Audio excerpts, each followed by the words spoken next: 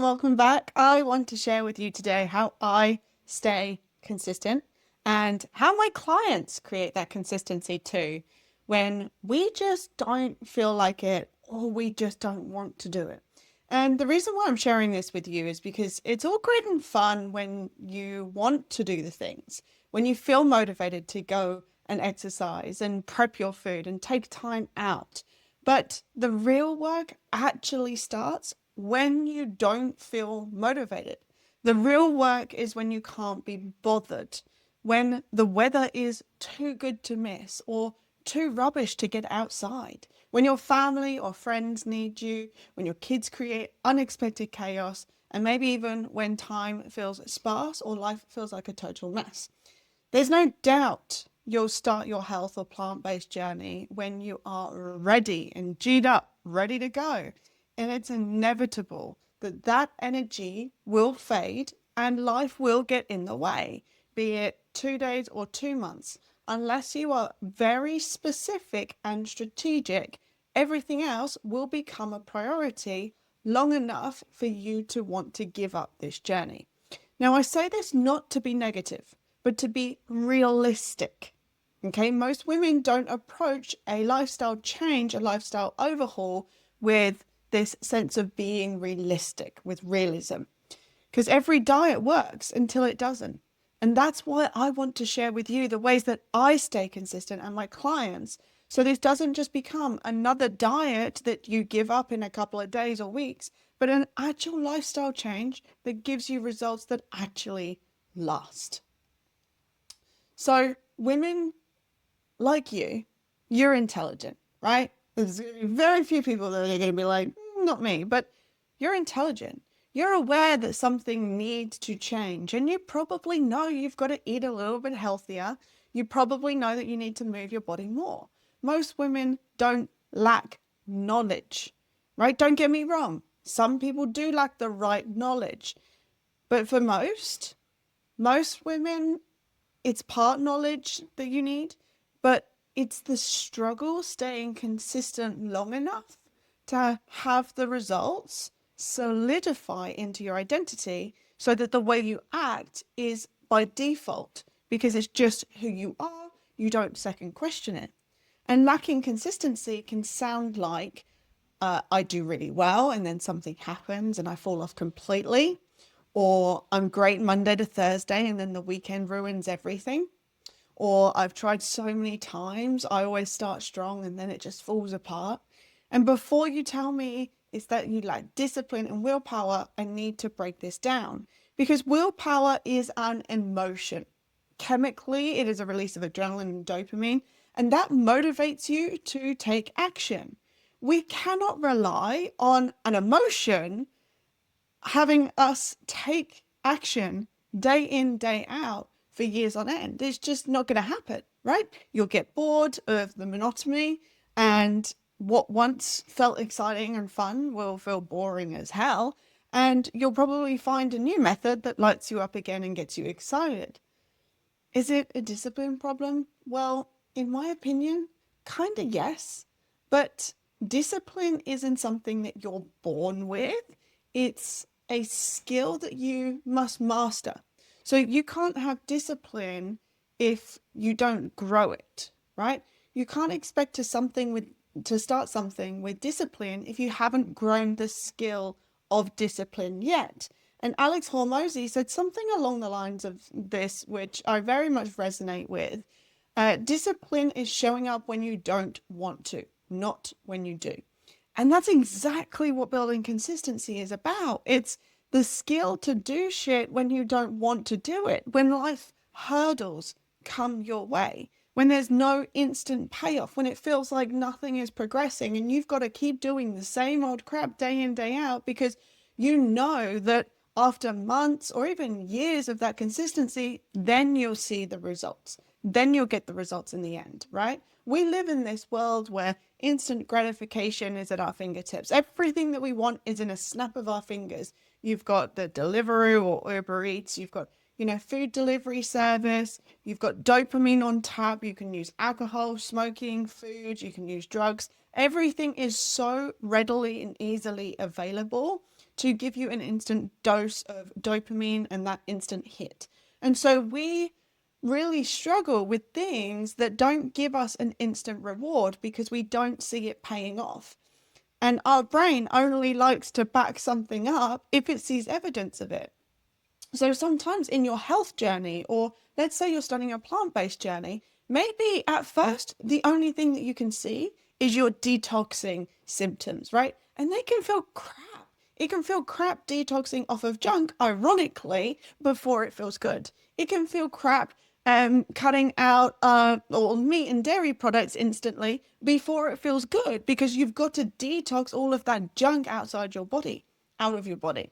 So with any skill, it takes some system and some practices. Now, James Clear, author of Atomic Habits, says you don't rise to your goals, you fall to the level of your systems. And today I want to share with you my systems that I fall to remain consistent. And I just want to share an analogy. Did you ever learn to drive, right? Because if you did, think about when you learned to drive. You get in the car for the first time, you might be a nervous wreck. You might stall it pulling out the driveway. You go too wide or too tight on every corner. You panic at roundabouts, and maybe if you're like me, your instructor has to grab the wheel occasionally to steer you back on track. But nobody, not even your instructor, not your parents, not anyone says, oh, she must be a non-driver by nature, right? Some people are built for driving, and she just clearly isn't one of them. No, nobody says that. They say, keep learning, keep going, because eventually you'll get it and it will click. The other day, I saw a guy on a bike getting really ratty and aggressive with a learner driver. He was shouting at them, telling them to move over because he was trying to come up on the inside of the lane. So I just shouted back to the cyclist. I was like, she's learning, leave her alone. And then proceeded to murmur some swear words underneath my breath about him, because I remember being a learner, right? It's nerve-wracking, it's scary, and everyone has to be a beginner at everything once, right? So imagine you're that person that's driving the car. 1 year later, you're cruising down the motorway, your music is on, one hand is on the wheel, not even consciously thinking about what you need to be doing. Driving becomes automatic because you practiced and practiced it. You got feedback, you made adjustments, you learned, you kept going, and you perfected. So consistency is a skill. And when you say things like, I'm just an all or nothing person, I've always been like this, it's just my personality, I can't stick to anything, you say it like it's your DNA or blood type, but you'd never say that about driving. So I want you to teach consistency as a skill that you build like driving, right? When you start to learn to drive, it takes you, I think you have to rack up like 10 or 11 lessons before you take your test. Think of this the same. If you want to build consistency with going to the gym, if you want to build consistency with eating whole food, plant-based meals, if you want to build consistency with getting on the scale every day, give yourself that same stamp card. Give yourself 30 to 90 days on that stamp card to tick that off. And once you get to 90 days, you tell me then if you can or can't be consistent. And if you can't be consistent, it's because you haven't intentionally created that skill. You haven't put in the systems, the reminders, the methods to remind you to build the skill. So let me share with you my top 10 personal consistency secrets that help me keep a very lean body fat percentage, that help me feel energized throughout the day, that help me feel good, clear skin. I got a little bit of like spots going on around here today because I've had such a snotty nose recently that I keep wiping it. But usually I have very clear skin, and just feeling good and feeling great about myself and inside myself. So here are my 10 consistency tips. First and foremost, I eat large, satisfying meals every single day. Breakfast, lunch, and dinner, right? I don't do any toxic, cutting back, restricting, small, tiny ass meals. I don't do that. I was speaking to a friend recently. She grazes on little tiny bits of food throughout the day, and she has constant food noise. So I even suggested to her to have a little bit of a change up. And this is what I do with my clients. I get my clients to go from restrictive, toxic diet approach meals, which is very restrictive, just small salads, bland, boring as hell, and very restrictive food, to large, satisfying meals. Now, you can have large, satisfying meals, feel full, and be in a calorie deficit. You can do that when you are eating the right way. Now, talking about eating the right way, when I say I eat large portions of satisfying meals, I'm going to give you a top secret here. I always make sure that I have a form of starch, a butt ton of veggies, a source of protein, and a source of fat. So I hit all of my macro and micronutrients, not necessarily all the micronutrients in one meal, but I hit my macro and micronutrients with the frameworks that I use, because each of those macros has a really great benefit to sustained energy, satiation between my meals, which is going to help me be in a calorie deficit, right? So when I eat starch, starch helps us feel satisfied. If you've ever had a salad and it might have had some protein and just some leaves and no pasta, no rice, no quinoa, no oats, no potatoes, anything like that, you might notice that you don't feel satisfied. So I want to feel satisfied when I finish my food. Otherwise, I'm going to go and cupboard raid and then end up eating more calories than if I was to put a decent source of starch in my meal. Now, the vegetables are low calorie density vegetables. I talk about this all of the time. We are looking at our more water dense vegetables. This is our non-starchy vegetables. So I have a butt ton of those. I always fill up because that volume helps my stomach tell my brain, hey, she's had enough food. So that triggers that satiety, the dopamine and serotonin that you get from a full belly. I always have proteins because that slows the release of carbohydrates down between the meals. When we do that, that keeps us more satisfied between meals without needing snacks or craving more food. And the fats also help us stay satisfied as well. The starch is more a heavy feeling, so you feel like you've eaten food, whereas the fats creates more of a, well, one, we need it nutritionally, but also the fats help create this satisfying effect of the meal. So when I eat large satisfying meals, I do have a balance of macronutrients and a good variety of micronutrients. Number two, I eat vegetables, proteins, and carbs at each meal. So that is exactly what I said. I just split that in my notes. So surprise, surprise, I eat large satisfying meals. Number two is I have that breakdown. Okay. Whoops. I was getting ahead of myself. Number three, I always keep my meal plans. So I stupidly used to write up a meal plan for the week. It took me forever, took me ages. I would download meal plans, I would get meal plans. It would take me ages to turn each meal and recipe that I found into the frameworks, and using the frameworks that I use to make sure that my micro and my macronutrients are well balanced. So it would take me ages. I would write it down and then I'd throw it away, right? That's just stupid. I didn't even think that I could save that for weeks down the line. So what happens now is I pull out a meal plan from last year because I ended up spending like nine months or so saving these meal plans, saving. And so I just rotate between them, right? And I'm working on a system to make it a little bit easier, because some weeks it would be, we would say, hey, have the freezer meals left over, or we're going to go and get a pizza on Saturday, or we're going to go for dinner on this day. So I'm still working through correcting them, but it saves me like an hour every week that I can pull one out from the top and not have to spend time creating new meals, coming up with new combinations, thinking about different recipes, and it's all foods that I love. So number three is keep your meal plans. It's probably one of the biggest, most obvious tips that you can think of, but it saves so much freaking time when life is busy and life is chaotic, okay? Now, you can, even on the meal plans, you can have, I'm going to get a Uber Eats, or I'm going to get a delivery service, and this is what I'm going to have because this specific food or dish or this meal from this restaurant helps me stay in line with my goals. So that can still be part of your meal plan, especially when life is getting a bit crazy. Number 4, I set bare minimum standards, right?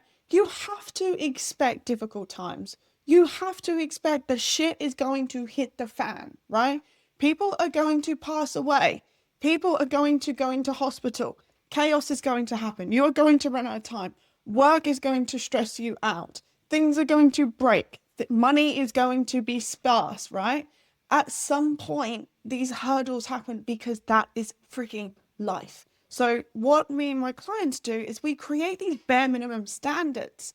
So some months when everything is working nice and fine and dandy, I can hit all of my targets. I can hit all of my habits that I want to do. But sometimes I might get really sick and I need some bare minimum standards of things that I know that I can go to that is going to give me at least a very low level of consistency that I am actually capable of doing when I'm time poor, health poor, or whatever it is. So going into your journey and saying, right, this is the bare minimum standards, this is the bare minimum that I expect of myself when everything goes tits up, is so, so important, because otherwise you get this shame and this self-judgment and this anger and frustration that you can't stick to your plan when shit happens. And when that happens, your brain gets in the way, we give up, we start again. Whereas if you go in with the expectations of, hey, some weeks are going to be really shit, and it could be a couple of months, right? Some months could be really shit. But if you have a plan of consistency for shit months or weeks, it is going to be far easier to cope mentally, because you can still succeed at a different level, right? Because you have preset that level.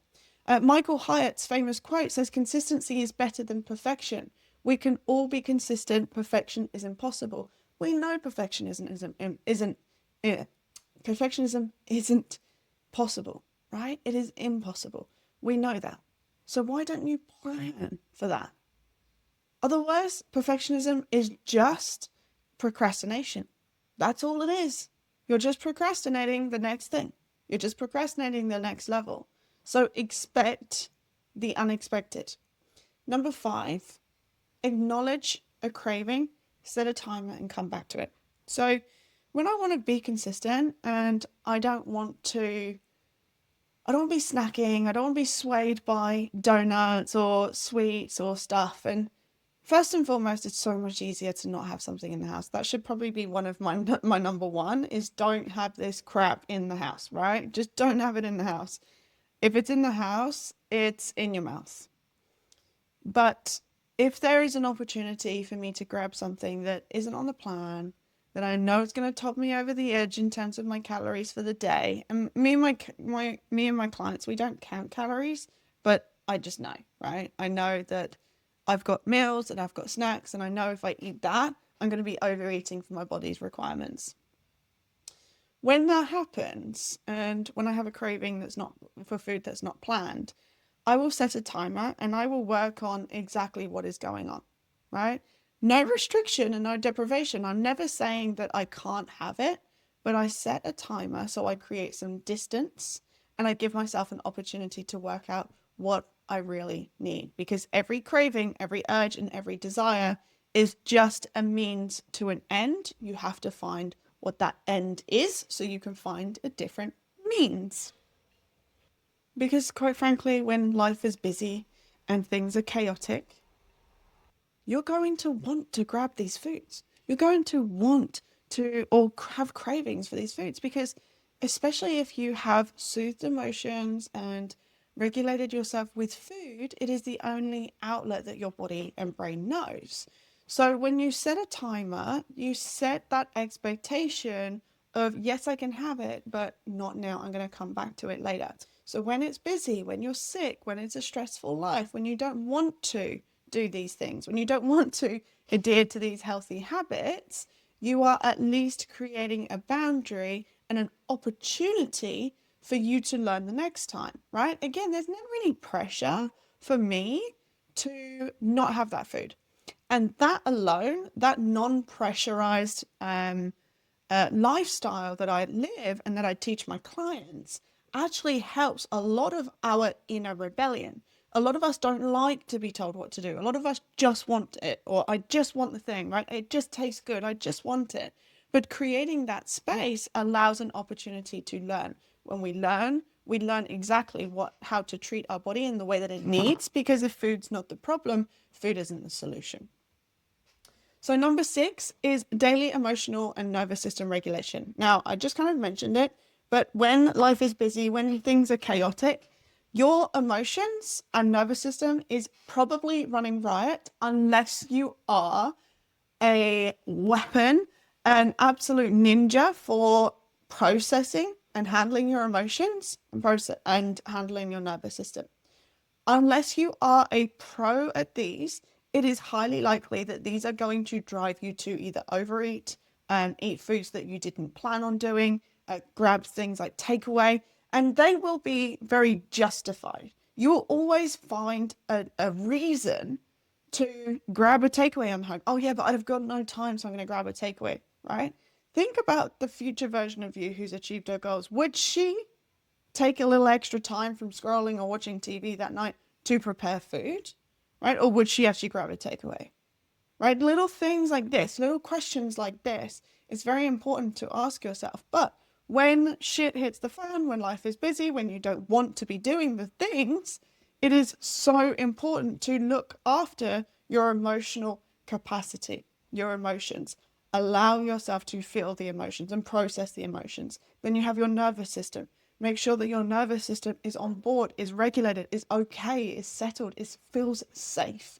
Otherwise, food will always be the solution. So that can look like a 1 minute, 2 minute practice, right? I'm not talking about spending hours doing yoga or breath work. I am talking about just some practices that take a couple of minutes to regulate on the busiest times. You can do this when you're on the toilet. You can do this when you're in the car. You can do this before bed, when you first wake up, when you're having lunch, before you have lunch. There are little tiny nuggets of time, little tiny windows where you can soothe and help yourself instead of needing to resort to food to escape, to numb out, to check out, to stop thinking about what's going on and to stop feeling too.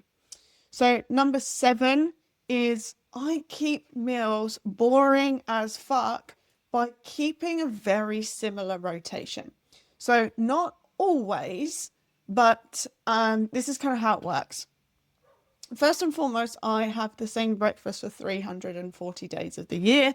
The rest of the time, it's probably a savory breakfast. The savory breakfast will consist of a piece of toast, scrambled tofu, a butt ton of veggies. So that could be like kale or spring greens, some tomatoes, some mushrooms, right? That is our two. I have the same breakfast, whether it's sweet or savory. I keep it plain and simple. So when I'm making my meal plans, I only have to think about lunches and dinners, right? Because I know by default, I am making my breakfast oats. I have it every single day, almost, and it is delicious, it's tasty, and I don't need to think about it. Then for my lunches and dinners, we have a very similar format. So for example, we'll have a pasta dish for lunch, we'll have a curry for dinner, we'll have some form of baked potato, salad and legume, whether it's a sachet of beans or baked beans for my boyfriend, and then we'll have some kind of other rice dish, and then we'll have a salad bowl for lunch and another salad bowl for dinner, and we'll have different grains in those.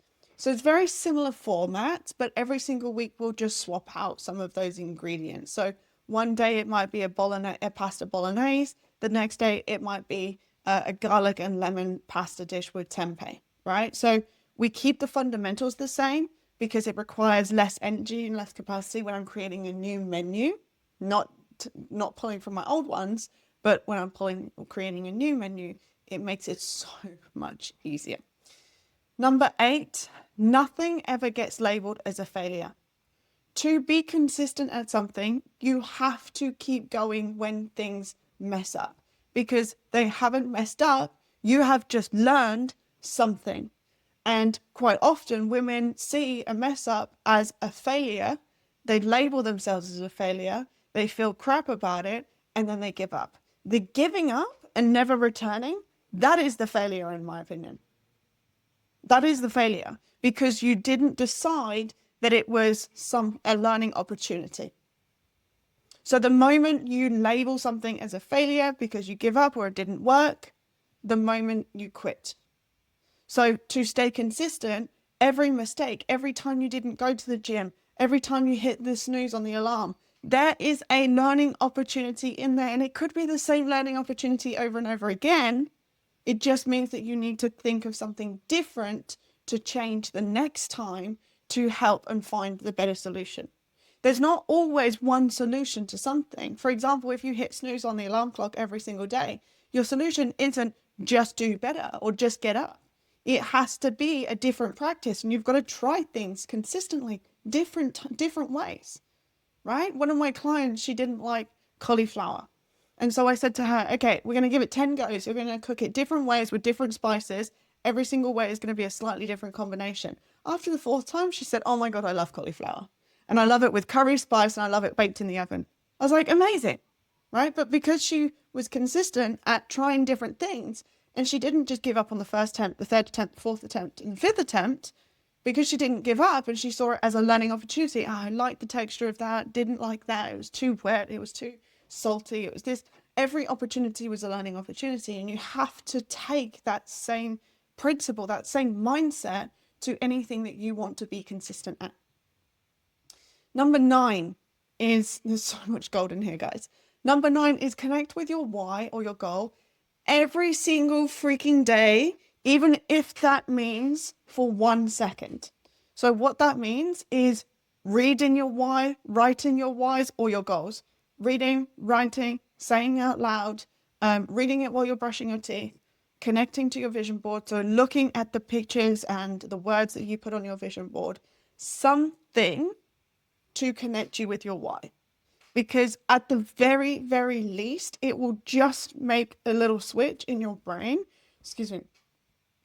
It will just turn a little switch in your brain into the version of you that you want to be. Because every single day you will wake up as the version of you that you have been. Every single day. Until you actively switch that over. So the best time to do it is first thing in the morning. Write down who you want to become, your intentions, how you want to show up in life.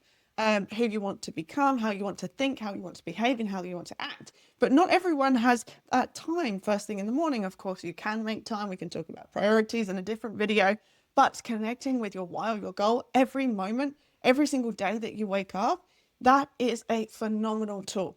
So the moment I started doing that consistently, I started showing up differently purely because my brain had already gone, oh yeah, I'm that person, not who I used to be.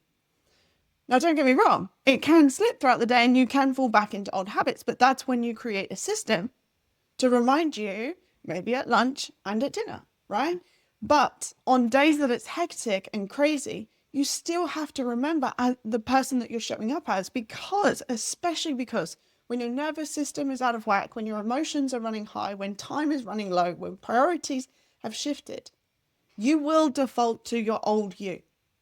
Right? So to stay consistent, maybe taking consistently healthy actions, healthy choices, healthy thoughts, whatever your journey looks like and that you want to be consistent at, you have to be reminding yourself that this is the person that you want to be, because you will default in times of chaos. You will default to what you know best, which is who you were, not who you want to become.